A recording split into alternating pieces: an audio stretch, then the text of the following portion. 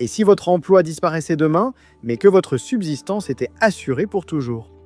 Alors que l'IA et la robotique avancent, scientifiques et milliardaires de la Silicon Valley s'accordent sur un point. Le travail humain, tel que nous le connaissons, a les jours comptés. Aujourd'hui, nous allons voir comment la technologie va déclencher la plus grande révolution économique de l'histoire.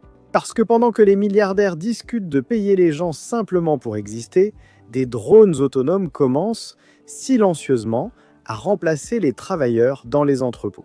Des robots humanoïdes apprennent des tâches agricoles.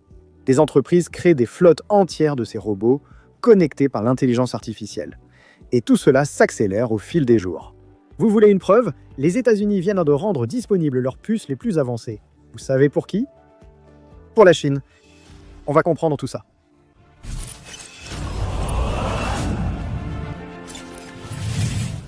Bonjour impressionnés et impressionnés, je suis Réalité Impressionnante et vous êtes sur Réalité Impressionnante.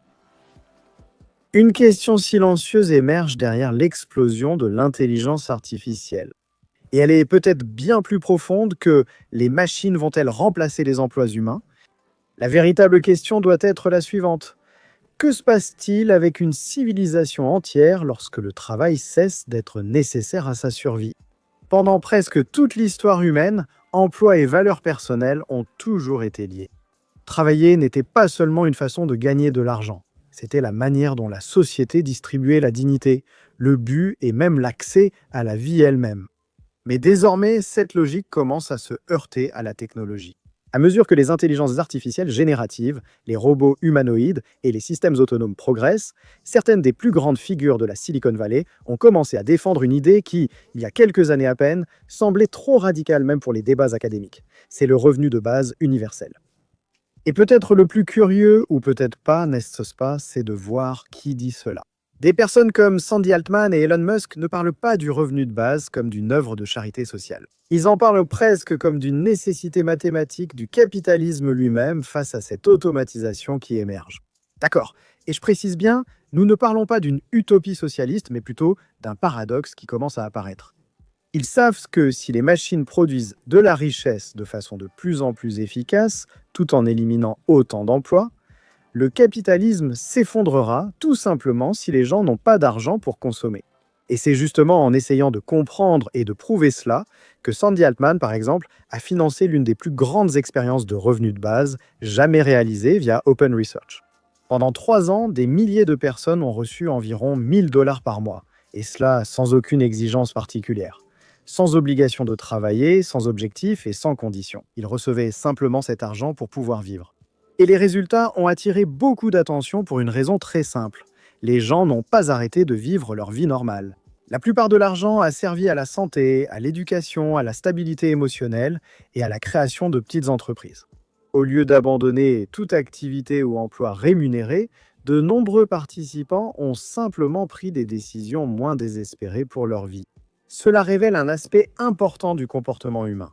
Car une grande partie du travail moderne ne sert pas seulement à créer de la valeur économique. Très souvent, il existe parce que les gens, nous les êtres humains, avons besoin de survivre financièrement dans un système basé sur la rareté artificielle des revenus.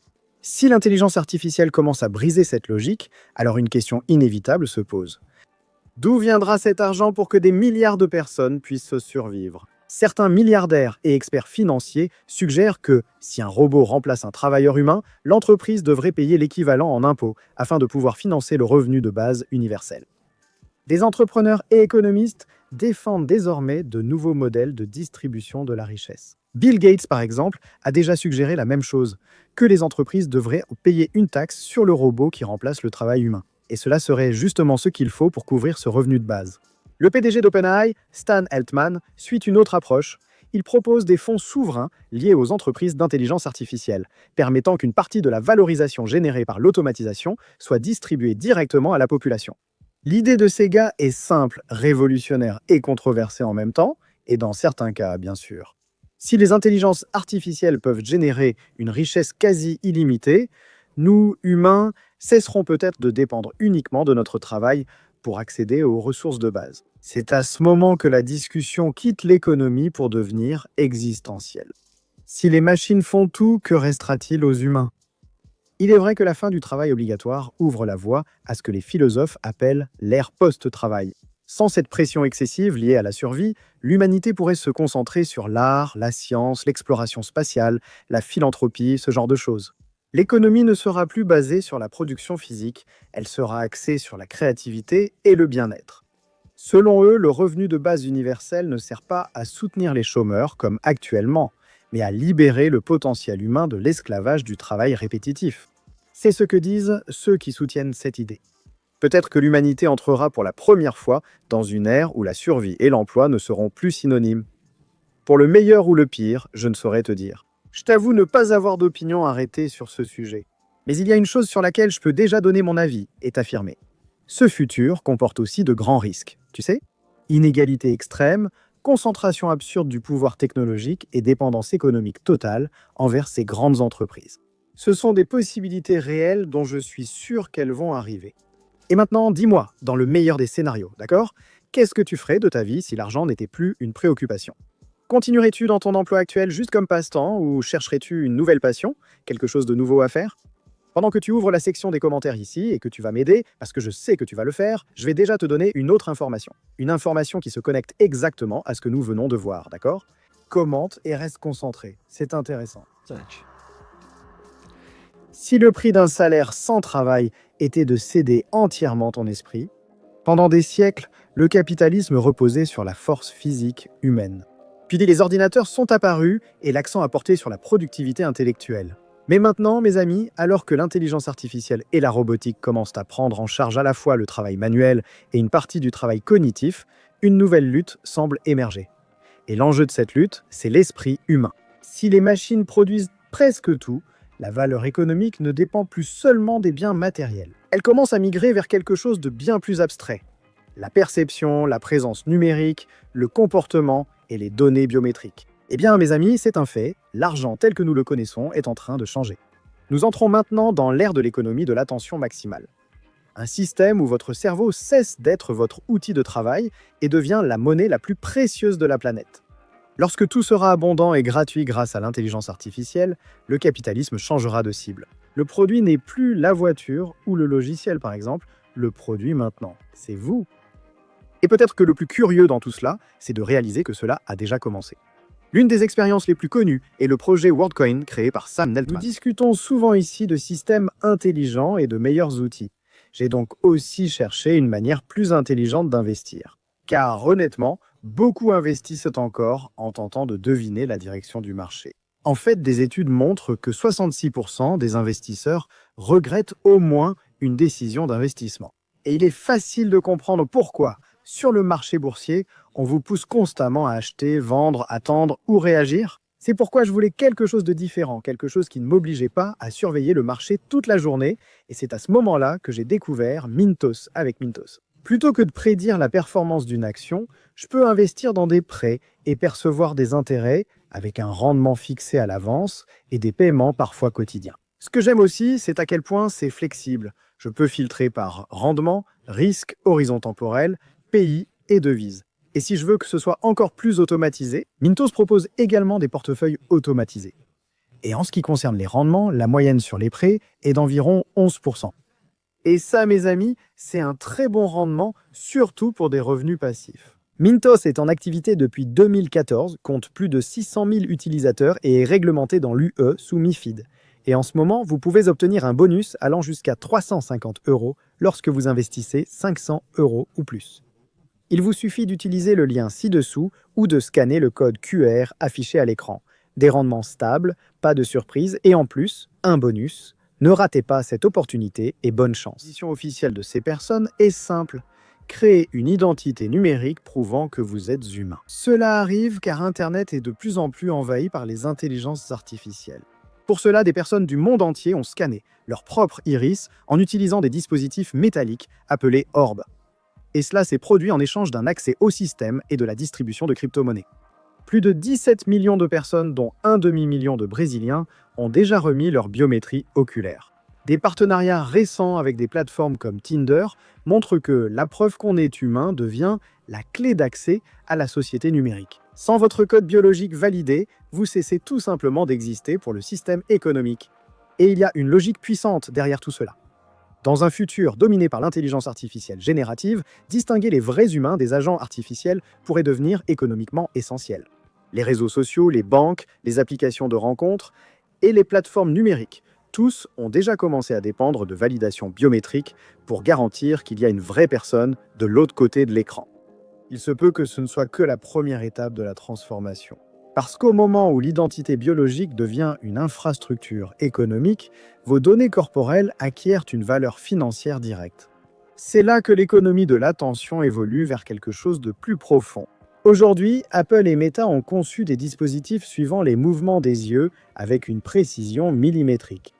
Les lunettes d'informatique spatiale, par exemple, peuvent comprendre exactement où vous regardez, combien de temps vous observez quelque chose et quels stimuli ont capté beaucoup plus votre attention.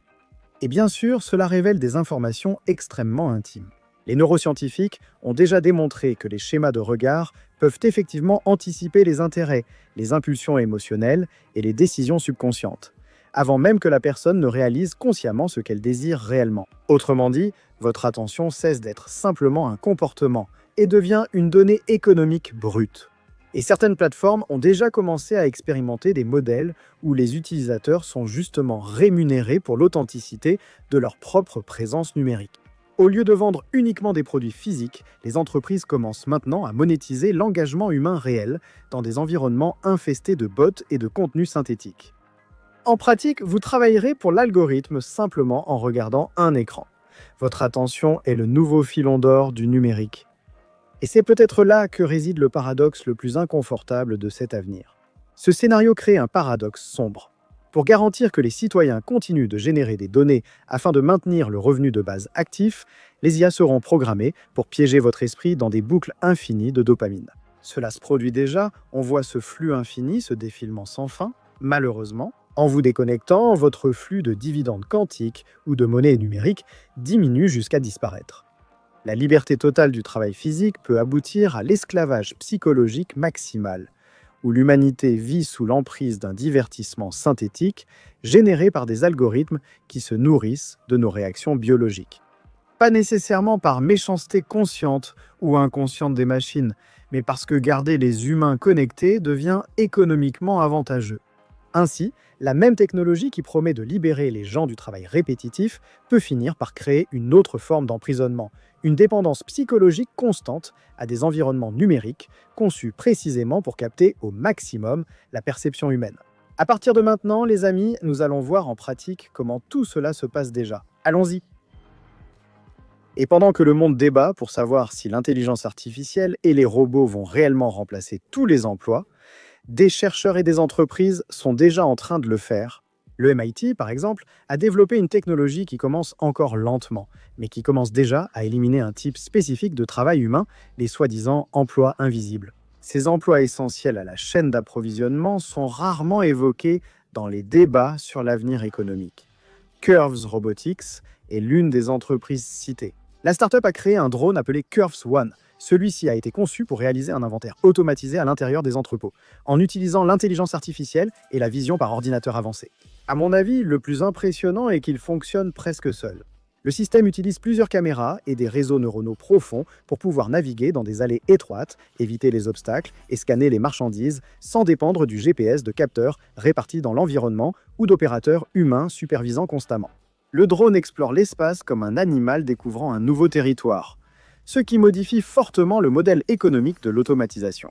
Pendant des années, le coût était si élevé que de nombreuses entreprises restaient dépendantes des travailleurs humains. Selon les développeurs, un entrepôt gigantesque peut être entièrement cartographié par le système en quelques jours seulement, en utilisant la vision par ordinateur basée sur le IA. Le drone circule même dans l'obscurité et actualise les stocks en temps réel, tout en se déplaçant entre les étagères. C'est sans doute ici que l'histoire devient un peu inconfortable, plus que tout ce qu'on a vu jusque-là. Parce que des tâches qui auparavant nécessitaient des équipes entières d'employés humains parcourant les couloirs, montant dans des ascenseurs industriels et vérifiant manuellement chaque code-barre, commencent maintenant à être remplacées par des machines qui fonctionnent en continu 24 heures sur 24, toutes seules, sans pause, sans fatigue et sans interruption. Et cela se produit d'une manière presque invisible pour le public. L'automatisation industrielle traditionnelle était visible. De grands bras robotiques dans les usines, des tapis roulants automatisés, des machines remplaçant les ouvriers sur les chaînes de montage, tout cela se passait sous nos yeux. Mais maintenant, l'intelligence artificielle commence aussi à atteindre les couches invisibles de la logistique mondiale. Et l'objectif va bien au-delà du simple fait de scanner des étagères.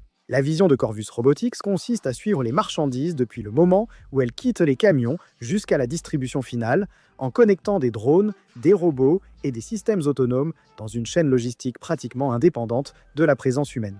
Cela signifie des usines automatisées produisant des marchandises, des véhicules autonomes transportant les produits, des bras robotiques déchargeant les cargaisons et des drones organisant les stocks en continu. Une infrastructure économique quasi autonome, sans intervention humaine directe.